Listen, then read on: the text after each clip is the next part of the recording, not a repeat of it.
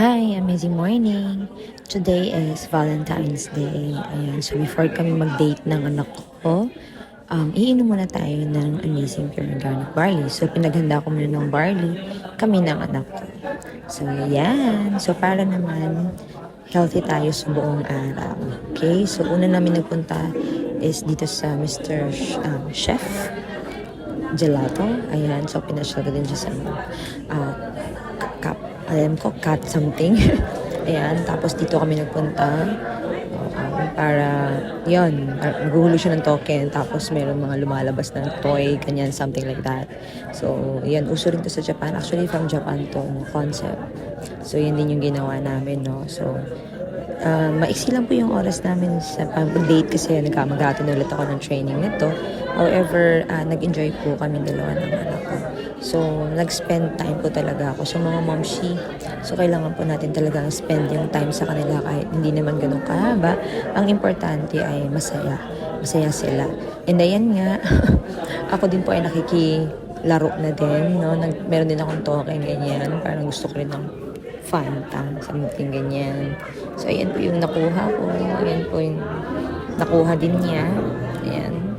So, ayan, nag-e-enjoy po talaga kaming dalawa. Ang sarap lang ng feeling na meron tayong oras sa kanya kahit oras siya ng trabaho, actually yung Feb 14.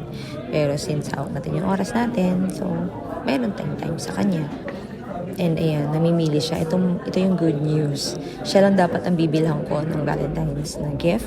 Pero napaka-generous po ng anak ko. Binigyan niya po ako ng Valentine's gift na staff, parang ano siya, staff toy, na si Jungkook. Ayan siya, oh, grabe. So, na-surprise ako kasi sabi niya, gusto din daw niya akong bigyan. So, instead of flower, yung binigay niya sa akin, sobrang happy ko. Bumalik yung pagiging bata ako dito. So, sabi niya sa akin, Mom, ang kulit mo dyan.